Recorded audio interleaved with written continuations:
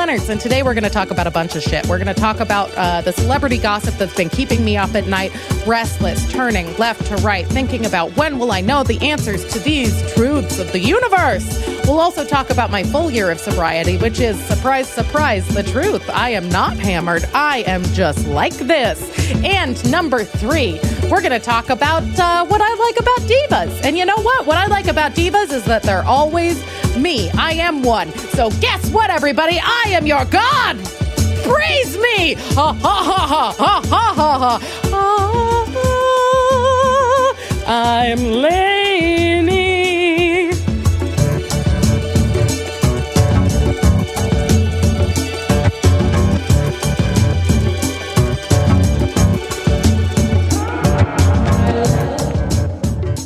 I am very excited about the way that I'm going to start today because I knew 100% with no question what I am starting with. I am following up from last week. And here's the thing. I found this almost immediately after I talked about, okay, listen, oh my God. Okay. Nicki Minaj called out DJ Khaled for not eating any pussy.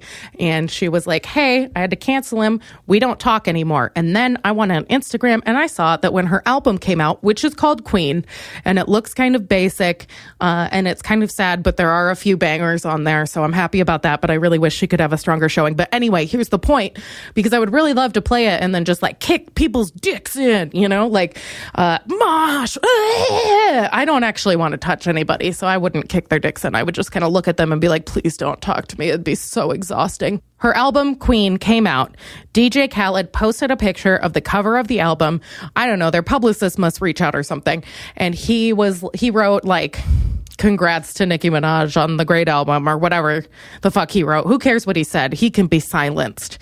And then underneath in the comments, I saw that Nicki Minaj had written back and she said something along the lines of, thanks, man, it's all love. And I was like, how dare you? It is not all love. That is the opposite. She said they weren't talking. She said they weren't talking. And I know I just yelled loud enough to kind of interrupt the microphones, but you know what? That's what we were encouraging. And I was so upset because I was like, no, I just went on a rant about this. 24 hours ago, I was incensed. I was victorious. I was living. I was just, you know how Scrooge McDuck swims around in coins? I was like that, but with revenge. And I was a duck and I was going quack, quack, quack. Go fuck yourself, evil DJ man. And oh my God, I want to make an animation for feminists, and it's going to be like a lady and then there's an evil DJ man and he rapes. So, I mean, you know, he's got access to the roofies. So just 24 hours after I go on this rant about how thrilled I am to see her finally taking a stand for her vagina. And then I see that she is fraternizing with the enemy. And I know you want your divas to be like, one time she looked at me sideways and took a sip of water. And from that day on, I only think of her and I elbow her in the eyeball with a coat hanger because that bitch will never be my child. I don't know what they're thinking about. They're divas. And everybody wants to fuck them. I cannot express to you how important a diva is to the American experience. What is America but hot dogs, streets paved with sewage, and Aretha Franklin? Rest in peace. I know little to nothing about you except for your songs, which are very beautiful, and I honor your memory, though I admit that I am young enough and naive enough about the content of music to not know very much about it. So I apologize for excluding her in this. This seems like a timely mistake, so maybe leave that out because people can listen to it whenever. Okay. Divas, what are they? Naomi Campbell throwing a shoe at a person or whatever it was, a planner. I don't know. She's throwing shit at people and hurting them. That's what a diva is. It's when you throw something and it hurts somebody and you go, that's what I wanted. Like that. You're like, I don't care. They work for me, you know? And then it's when you see a person and you just assume they work for you, you know, kind of like my boss. And, okay, so you know what? I'm going to do another list, and I'm going to list top 3 things that you want to see out of your diva. Number 1, feuds. Ooh, feuds. Oh my God. Feuds. Yes, I want to see some feuds. And guess who it is? It's Nicki Minaj against Cardi B. Who's going to win? I mean, they made it up, right? For publicity. Nicki Minaj is going to win because I think that she writes her own raps. I could be wrong, but listen, I'm not, and that's my opinion, and I'm correct. Feuds. Did Mariah Carey feud with somebody? Yeah. Garfield, in fact. No. Okay. Adele feuds with carbs. Okay. That is a joke about her weight, which is very rude because I support her and she looks amazing. And, you know, it was the easy way out. And I don't think I'm going to get patted on the back for that. When I take a knee after this, I actually sleep just sitting on one knee. I'm kneeling. It's just to honor, it's just because the NFL is kind of in difficult times right now. So I just kind of perch on one knee. I have 5 oatmeal pies, and then I just kind of sleep upright like a vampire or like a bat or like a stick bug. Ooh, sleep, come to me. And then I fall over once I fall asleep. And so when I wake up in the morning, it's usually somebody shaking me and saying, "Are you okay?" And I'm like, I had a seizure. And I wear a bracelet so that they think that I have to go to the doctor. And in fact, I am not allergic to anything except for their love. So, all right, moving on. What are the top 3 things we want from divas? Number 1, we want feuds. We want to see them acting crazy. We want to hear them acting wild. And we want to know what's happening. We want to see them throwing shit at people's heads. We want to see them demanding candy, food, stuff at their dressing room. We want to see them. Oh, okay. Number 2. Okay, so number 1 is feuds. Number 2, wearing almost nothing. Or actually, that's not right. Okay, number 2, wearing whatever the fuck they want to wear. That's what we want to see. We want to see fucking Madonna wearing a pure gold merkin. You know what I mean? Is she Jewish? But you said yes first, so you understand where I'm coming from with it. Okay. She sort of iffy. She doesn't celebrate Shabbat. Is that a thing? Do you call it celebrating Shabbat? I'm getting distracted. Okay. So she does Kabbalah. It's what? She does Kabbalah. Oh, she does Kabbalah. That's right. She has that little red idiot bracelet. Okay. So nobody, just don't make up any more religions. Like, we have some. I mean, I guess you do have to kind of integrate the spaceships in. So, I mean, you know what? We'll do that. We'll explore that in a future episode. New religions. Are they okay? I'll let you know by joining a cult. That'd be great. Okay. Okay, number 2, we absolutely want to see them wearing whatever is crazy. Okay, Lady Gaga in a meat dress. Like I mentioned, J-Lo in that green dress where she's wearing almost nothing. Beyonce, iconic, wearing her diamond poncho, whatever the fuck that was. Do you remember that? I was in like middle school. She was wearing a diamond poncho. It's like a grid of diamonds just kind of covering her nipples. Oh, incredible. Let's see, who else? I mean, I love Nicki Minaj, and I gotta say, she is always wearing just latex, you know? And you know what? I'm happy about it. It's performative, it's big, it's gigantic, it's huge. Who else do we have? Cyndi Lauper wearing her failure as a badge of honor. And no, she's actually doing well. Well, sort of. Okay, let's not talk about that. Divas. Who else do we have? Avril Lavigne riding a skateboard. Not a big deal. Okay, she's not a diva. But absolutely, the big ones, the most important thing is that we Bjork wearing a swan dress. Now I'm just listing memorable moments in fashion history. But here's the thing. When people go to see a Divas concert, they do not only go to see her sing. And this is a facet of the modern pop diva, I suppose. But I think divas traditionally throughout time have always been wearing a banging outfit. And it's however they feel good. So if they want to wear something outrageous, I would like to imagine perhaps a chandelier constructed as a cage around their pelvis. Yes, we want to see that shit. We want to know. We don't know physics. We want to see some shit that's confusing. Do you know what Pink does? She rides the silks she rides a thing out of the air at her concerts and does acrobatics. Why does she do that? Because her singing isn't as good as other people and she's got to do fucking flips. Okay, so Number one, we want feuds, absolutely. Number two, we want incredible outfits. And number three, we want them to sing the hell out of a variety of songs. We want them to sing the hell absolutely out of a breakup song. That's what I'm going to say definitively. We need them to sing a breakup song that we can relate to and that we can get crazy about and that we can rock, something that you can like cry to, but also smash glass to. That's what we need from a true diva. And you know what? My mission in this next week is to be a true diva. So here's what I'm going to do. I am going to start a feud. I don't know if it'll be with a human being. And then I'm going to wear two hats. Divas! We want a lot out of them and they're giving it to us. And then after that, a couple days, somebody reminded me that all news about celebrities interacting is fake. And I thought to myself, God damn it, I invested my emotions in this. And you know what? It just came back around to hurt me, just like everything else. I don't even care about Nicki Minaj. I only care about Winslow, the first man who ever left me. Maybe someday I'll talk about my losing my virginity experience. I think Princess Mononoke was playing in the background. It was wolves were in it. What's the anime? It's like Miyazaki and there's wolves. Is that Howl's Moving Castle? I don't know. I didn't watch the movie, but I did see the ravenous wolves. Okay, so thing number one, Nicki Minaj hurt my soul, and this is how I have to live now, and it's a horrible tragedy. I know this might surprise you, but just like a teenager's ID and my boss's respect for women, it's all fake. That's a fun joke about how the men at my job are horrible. That was a true tragedy. But I still like the line about Fetty Wap. It's pretty funny.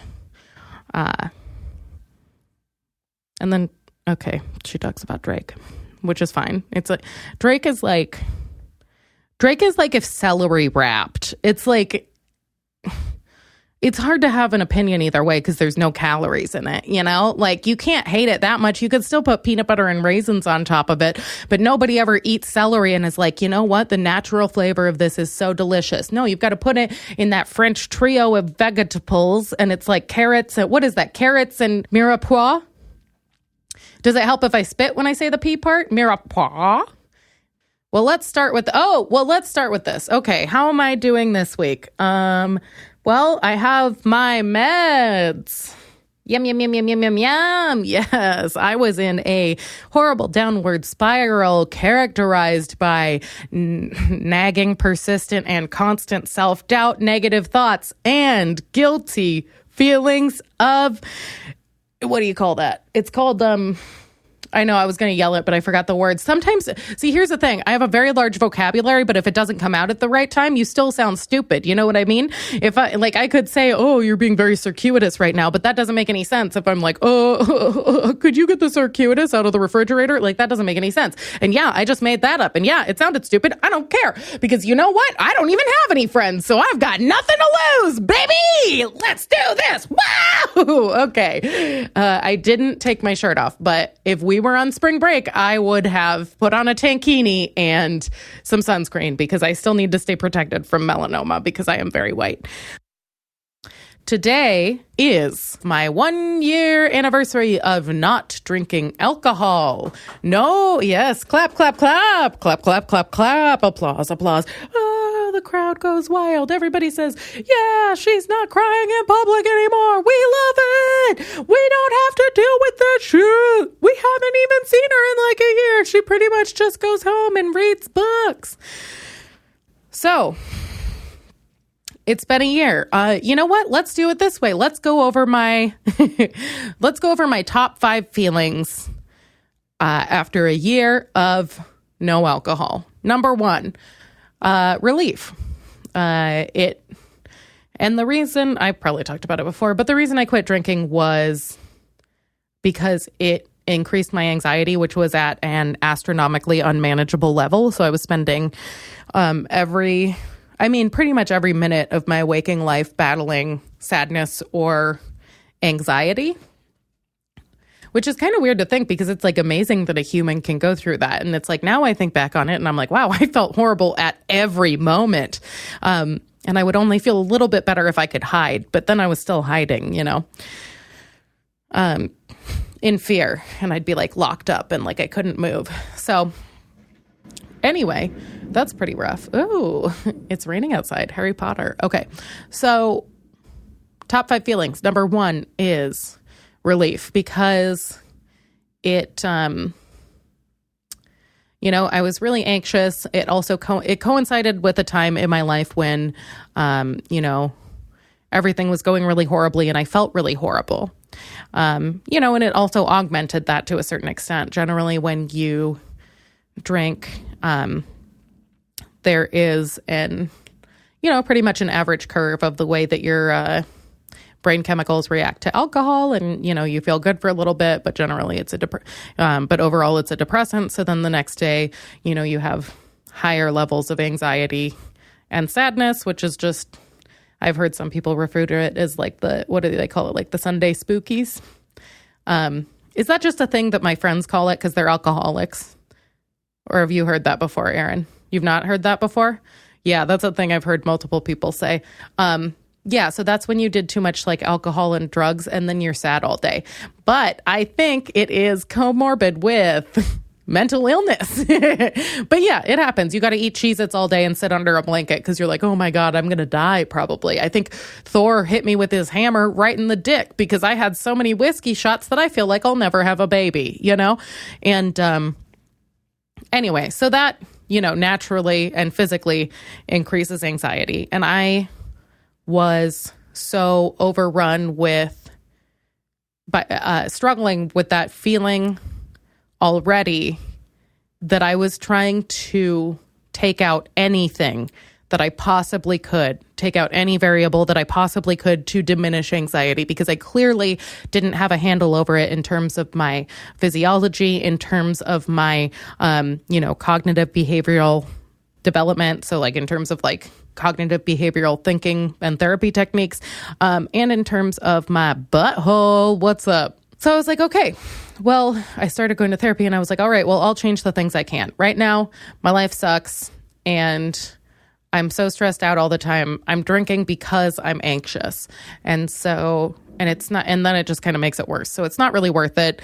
So for now, I'm just going to cut it out because I am at such a bad place that my mental health is so bad that it's not even a question. It's no longer like, oh, I want to go have fun with people. I'm not having fun with people regardless. And this is about 2 years ago, but it's like, I'm not having fun with people ever. I'm not having fun with myself. I'm not having fun. I feel terror at all times. Like when I wake up, there's a gripping in my chest that makes me feel like I think I'm filled with horror, but about nothing. There's no reason. And my brain knows that. And I think to myself, there's no reason for me to be upset, but my body is physically telling me,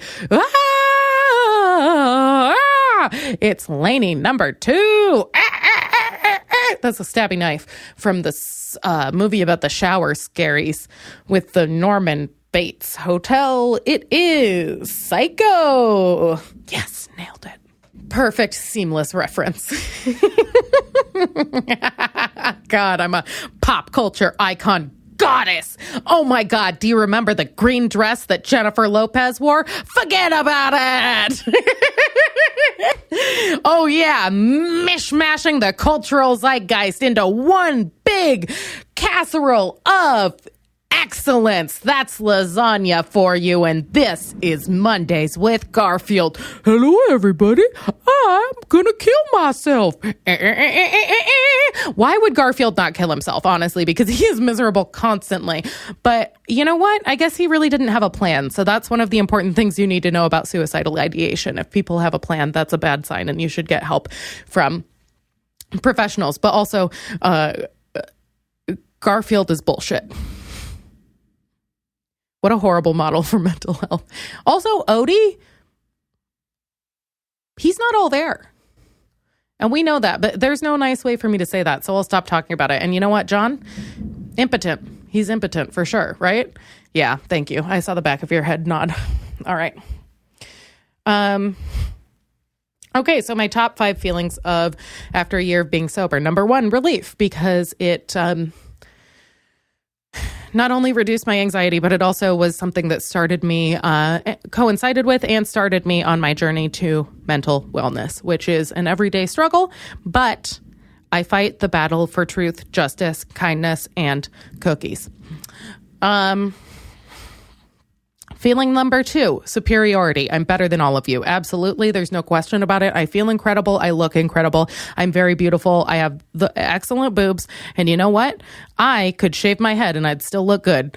And you know what? I don't even care. So I don't even have to sniff your drinks when you have them. It's not even a big deal to me that whiskey smells delicious, and I would love to put it down the hatch and just glug, glug, glug it all up until I had so much that I didn't even care what you thought of me, but then I would be passed out. So then you would kind of judge me anyway, and I would have that to deal with. So honestly, a lot of the things that are drawbacks about quitting drinking kind of... Well, I mean, I guess this is typical of everybody who quits drinking, but we're not drawbacks for me because they prevented me from having further emotional episodes or embarrassing experiences, which I guess is normal for people who have hit rock bottom. That's what they call it. I don't think they should call it that because the bottom of stuff is not rock. You know what I mean? It's probably just darkness. No, I laughed a lot when I said that. That's terrifying. Okay. And that's a joke. Do I feel superior? Absolutely. Is it because I don't drink? No, it's because of who I am. I'm incredible. But that's also a joke. I don't feel very good about myself, and I will be transparent about that. I think that I am excellent. Sometimes people in my life have told me that I have a very strange combination of self-confidence and self-loathing. Yeah. But, you know, two sides of the same coin. I guess I don't have a lot of details on that because honestly, if anybody were to listen to this and be like, well, you do have these bad qualities, I'd be like, honestly, you could go die because I don't care about that. Maybe don't include that. I shouldn't tell people to go die. You know what? You could go suck an egg. How's that? That's good. You can go suck an egg. You could go eat a pickle. Nope. You know what? Kick rocks. Now, does that infer that you're telling them to die, or is it just like, oh, get out of here, bah humbug? Here's what I have to say to them. Skiddly-doo, bop-de-bop. Get right out of here, you little mop. And that's just called scatting. And that was, created actually by Steven Tyler of Guns N' Roses. So you may remember, all of his epic work. He was a good friend of Bon Jewish, and they did amazing songs together, like Highway to My Dick and Slippery When Red. And those are my favorite Guns N' Roses Stephen Perry songs. Stephen Perry? No. That's ridiculous. It's Steven Tyler from Guns N' Roses. Oh my God. You know what other band I like? It's called Barney. That was good. And I used to really like Barney when I was little. Okay. I don't remember that though. I don't know. When people can remember their first memories, it's like, are you Superman? Did you go to Professor X's Academy for the Sneaky People? I don't remember. And that is not, okay. I don't remember what that place is called. It's a mansion full of scratchy people with claws or mind reading and stuff. Mansion of excitement. Oh my God. All the people, they should not let them all come of age together. That is inappropriate. They're going to have some really sexual foibles and it's going to be goofy. I would like to read a comic book that is exclusively the sexual foibles of the pre-adolescent coming of age X-Men characters. You know what I mean? So it'd be like, oh my God, you never know when he's going to shoot a laser out of your dick, or vagina acid is going to melt off your hand. You know what I mean? That'd be awesome. And then that guy's superpower would be that he has a ghost hand because a vagina melted it off. So it's imbued with the power of pussy juice. Oh, wow. You know what? I am fun. Thank you. Okay. So feeling number 2, I said superiority. That's a joke. I guess what would fit better for feeling number 2 is, I guess I should feel proud. My therapist is proud of me. I think I'm proud. I think a lot of the way I did it has to do with being kind of matter of fact about it. So I don't know. It's hard to celebrate your accomplishments, I think. I think it's really hard to celebrate your accomplishments. And I don't know if... I was going to say, I don't know if other people have that experience. I know that other people have that experience. Most of the most talented people that I know, and I think that most people know, have trouble celebrating their successes. So I guess I'll take a moment to say earnestly, listen, I am better than you. I already said that. No, but it's hard to celebrate your successes. It's hard to look at yourself and see that you've come far. And I guess, it's like if you are around somebody all the time and they're losing weight, and then a year from then somebody comes back and they're like, oh my God, you lost so much weight. And you're like, you look the same as ever, ugly Becky. And I would not say that to somebody, but you know what I mean. I might. And no, I'm kidding. I wouldn't say that. And no, but you understand. So when it's happening gradually, it doesn't feel like it's been a gigantic shift, but that's because changes take place over time, which makes them feel like you're not in control of them, which doesn't make sense because it's just consistent choices, which is even a more impressive thing. Do you think I should eat a hamburger later? I'm kind of hungry. Okay. Also, here, let me list a change over time. I got fucking, what do you call that? The thing where they deliver the McDonald's to you from an Uber car. Whoo, baby, that shit's good. You don't need to drink to have that. Oh my God. I should not be eating that liquid meat shit, but oh my God, it's so hard not to when they will just send you, they will have a woman walk a cheeseburger to your door. Oh my God. The first time I did it, I downloaded it and I was like, I need this. I'm very high. I love this. Also, here's the thing, when I have a good experience being high, oh, what a joy, So I was like, I'm starving and I will have this cheeseburger and I shall order a McFlurry.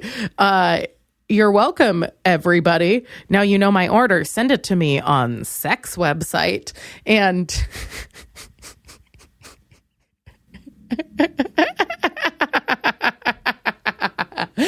oh God, it's called Facebook. So anyway, sex website. That's so silly. Oh my God, they will just give you a cheeseburger. I mean, if you pay for it and then order it. But okay, so the first time I got it, it's coming from Uber Eats, and I'm looking at the little icon, and you watch it inch closer and closer to your location. And I'm looking at it, and I'm thinking, this icon is so strange. Something feels off. It looks small, and then I realize it's a motherfucking bicycle. There is a woman and it's raining. There's a woman in the rain holding a cheeseburger and a bag sodden wet with the sweats of her labor, and she is bicycling to me with the cheeseburger I couldn't be bothered to stand up to get. And then she arrived and she actually was driving a car, so I felt much better. I was looking at it like, I think she's parked. Is there a bicycle parked? I think that's a car. Well, I don't really know. Either way, have a good night, Elise, or whatever the fuck her name was. I don't know. I named her because she carried a cheeseburger and is therefore worthy of name. Okay. Anyway, quick shout out to cheeseburgers.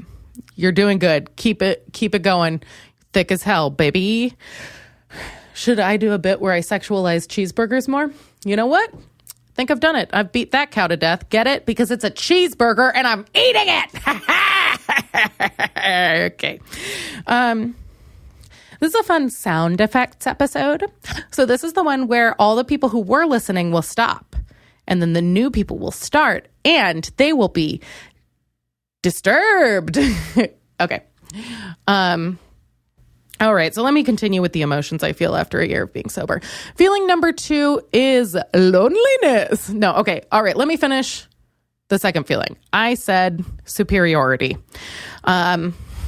I don't actually feel superior to other people, but I do feel different because my position socially with regard to my peers and social situations as a whole has changed, especially because I am in an industry, stand-up comedy, where a lot of our payment, socializing, business transactions, and time fillers come down to drink tickets. So, when I do a weekend of shows, if I have 3 shows on a Friday, I'm there for 6 to 8 hours. What the fuck am I doing? You know what I mean? Like, what am I doing? Because here's the thing. If you're hosting, you go up, or if you're headlining, whatever it is, you go up, you do 10 minutes, you wait 2 to 3 hours for the next show. You go up, you do 10 minutes, you wait 2 to 3 hours for the next show, and then you go up and you do the same thing. So,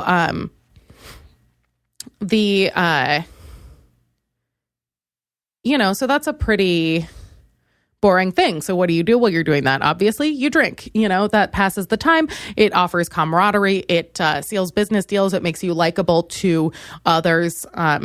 to, it helps you to bond with people who might book you, people who might see you, people who enjoyed your performance, that kind of thing. So it's altered my social frame of reference by quite a bit because to be honest with you, I have more trouble relating to people now. I have more trouble communicating with people now. I paused, but it wasn't for effect. I just had to burp. So so I'd say, okay, so number one was, oh my God, I forgot, Aaron. Sorry. What was number one? It was like, I was happy or something. Oh, relief. Number one was relief. Number two, security or superiority. Yes. Pertaining to social influence. Number three is dedication. I think, I feel that it's a tangible way for me to measure my dedication to my mental health, as well as my dedication to myself and me valuing myself. Because it is something that I could go back to doing. And honestly, I could probably go back to drinking in moderation. I didn't go to any meetings or anything like that. It could be something that's a part of my life, but honestly, I continue at this point to choose to leave it out because I think it simplifies things. And there are a lot of things that are overcomplicated with my mental health, and I don't want to mess with that balance. I don't want the plates to come crashing down. So number three, I think it's dedication. It's kind of proof to myself and to the people around me that I'm better, honestly, because people use that as a tangible way to congratulate me on no longer being a hot fucking mess. So basically, I had an emotional breakdown, and then I quit drinking, distanced myself from everybody I knew, and now I don't really have friends. I just have hobbies, and I'm excellent at them. But I don't even have any hobbies. I only slay. But dedication, because, on the positive side, I think it's a unit of time and a concrete way to measure my progress. Number four, weird. It's weird. It's weird dating. It's weird meeting people.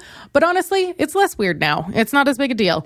I think it's still a little bit weird because I'm a down and dirty bad bitch, and I love to boot scoot boogie, and I love to ride a horse, save a cowboy. You know what I mean? I like horses for fucking... And...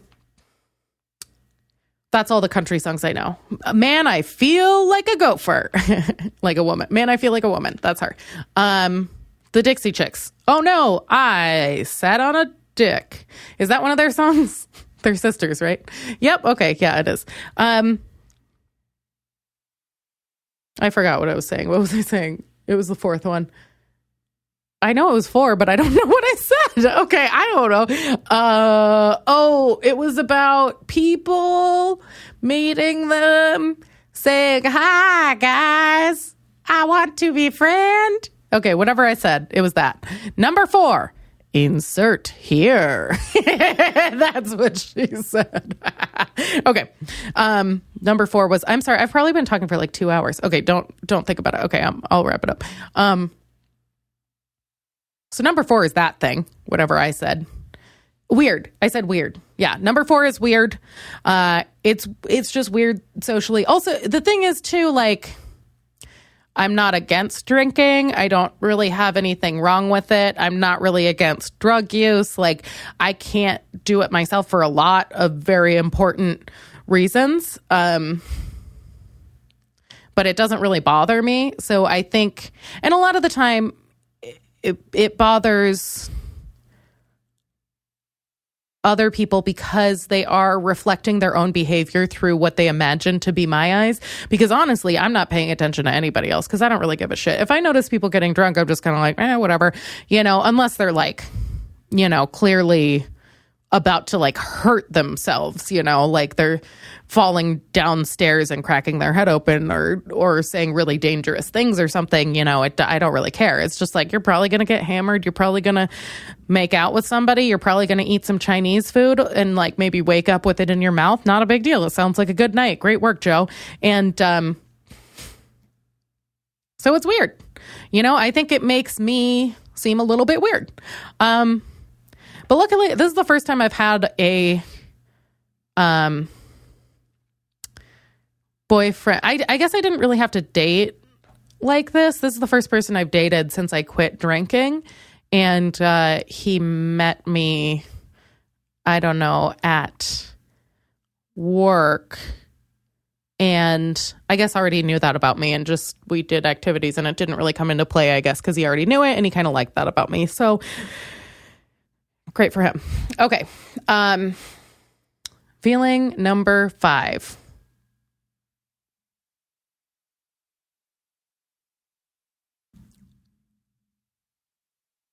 I suppose I'll say doubt, because I experienced doubt a lot with regard to this. Because like I said, it's a choice that I made. Nobody forced me. I didn't have to be forced into it. I didn't really require outside intervention. I was seeing a therapist, which was my own decision, as well as the advice of everyone around me, no doubt, but, and remains to be their preference. But, it was a decision I made for myself, for a lot of reasons that were ultimately, I share publicly, but are probably more private than, most people understand. And I'm a young person still, and being a young person, trying to navigate being an artist, trying to navigate growing into a different kind of adulthood, trying to navigate celebration, marking the passage of time, events, relating to others. A lot of that is built around the framework of alcohol. And a lot of it makes me worry about if I am a downer, which I can be when I'm worrying, when I'm anxious, when I'm depressed, if I fit in with other people. And sometimes I just want to drink. Like, if I went to New Orleans, I would want a Sazerac. That's delicious, right? Sazerac is fantastic. It's basically like like a Manhattan, but New Orleans. Anyway, or like a mint julep, or sometimes it's just like a perfect gin and tonic day or whatever. And essentially, I've just decided it's not really worth it for me. Still, it remains to be not worth it for me. So, I guess I make that decision every week. So those are my 5 feelings about quitting drinking 1 year to the day after I quit drinking. And I guess the last thought I have on this is that people often talk to me like they expect me to be their keeper. Like, oh, I've been thinking about quitting. Or like, oh, I've been thinking about it. Or how do you feel? Which, that's chill. But, people don't ask me for advice a ton. They kind of just ask me like what it felt like and if it was hard and that kind of thing. And to me, I think I had already had so many dramatic and traumatic things happen in my life, and I had started going to therapy for them, that I had already started dealing with the underlying emotional issues. And so by the time I quit drinking, it was just like, it's time. Like, my life is not going well because of my mental state. And this is not, it was hard, but if this has even a 1/10 of a chance of helping my mental state, anything would be an improvement to this. Because it hurts real bad all the time. And I don't want to feel that way anymore. So at that point, once I had kind of gotten some of the tools to communicate, access, and confront that, I just stopped.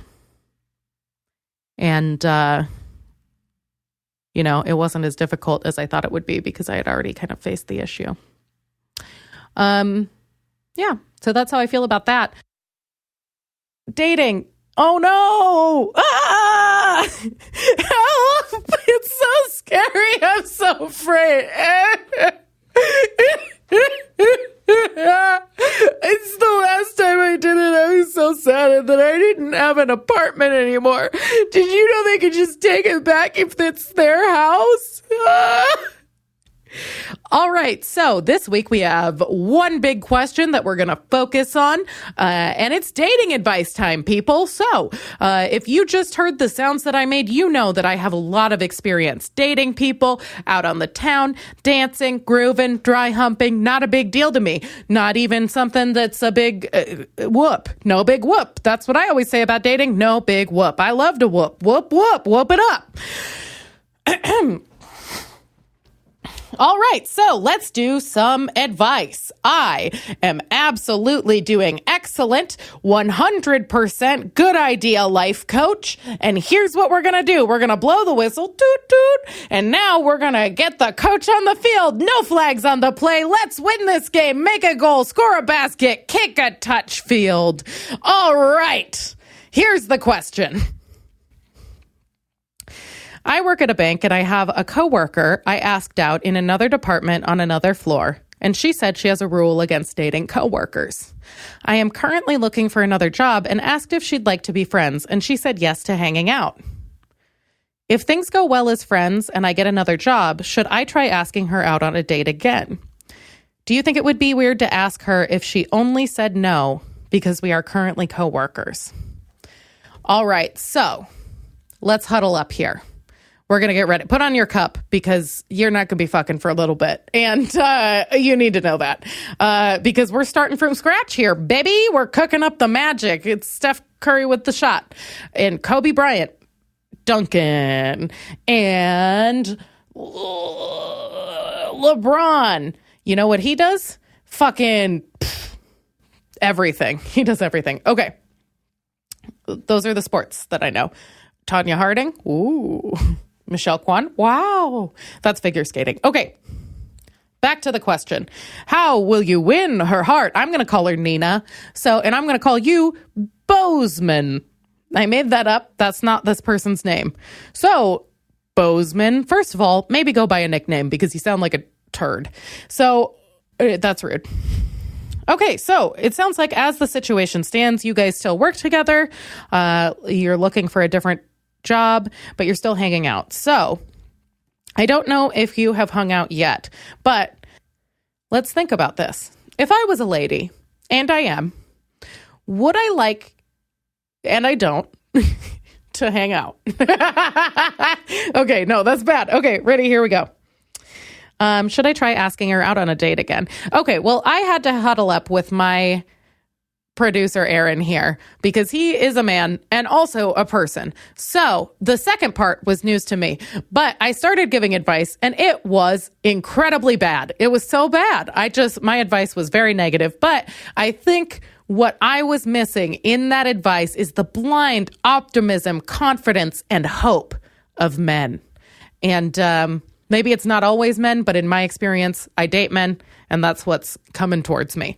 So you understand, etc. And I think, well, it sounds like it really does kind of demand that of you. You really got to do a lot of work. Anyway, but one of the things that Aaron suggested is, and I guess you've done the first step, which is asking if she likes to be friends, low-key hanging out. She said yes to hanging out, low-key hanging out. So this situation is kind of awkward because you guys work together. You probably don't know each other incredibly well. Like you probably don't know what sign she is or what the pH balance in her vagina is, that kind of thing. And listen, I know it's a 2. Basic. Yeah, that's a basic bitch.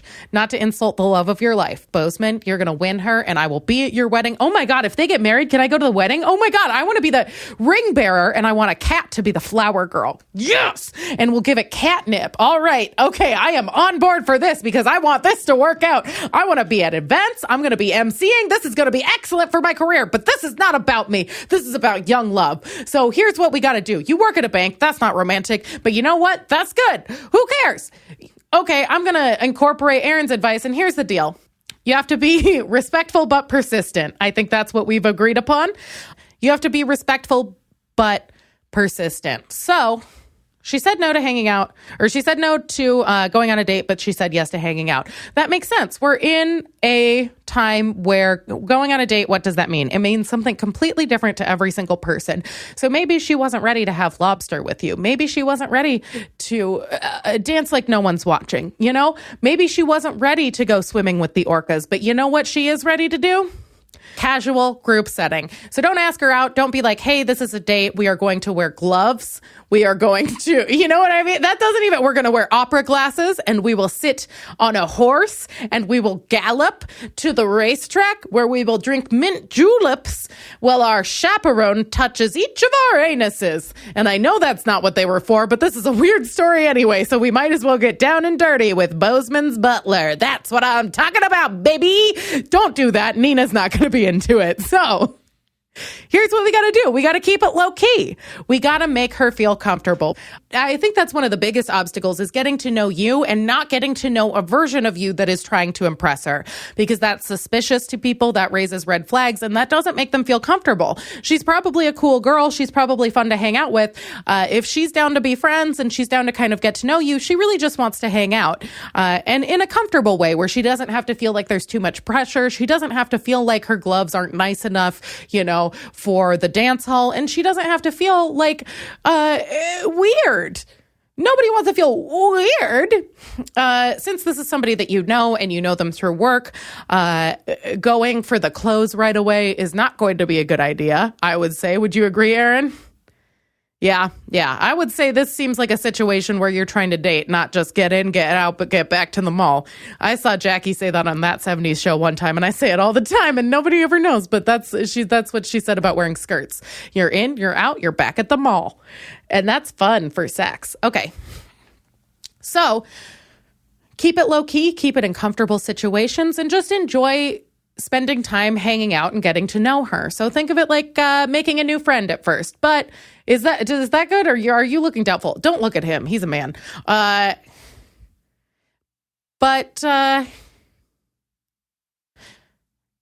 keep it low key. Things. What did you say? Group date. That's not right. But invite her to social events where your other friends will be there. That way she can see that you are human and people will touch your hand in greeting. Even if they hug you, that is good. She says, he does not murder. No murder. Honestly, that is a very important thing for you to see how somebody interacts with other people, for you to see how your significant other tips wait staff. That's super important to me. For you to see how they treat their parents. That's super important. For you to see what kind of relationships they have with their friends.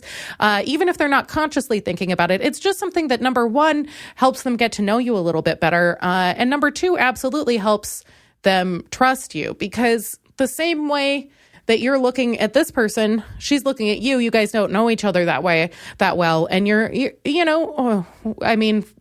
for her, boys are spooky. You got a wiener and a ding-dong. And you know what? We got to make sure that you don't have any red flags, because if you do have a red flag, it means chop, chop, chop, murder your head off. So I'm not suggesting that you would do that, and I would never suggest it. Braun Dork, what did I say? Brave Dun. Bozeman. Good.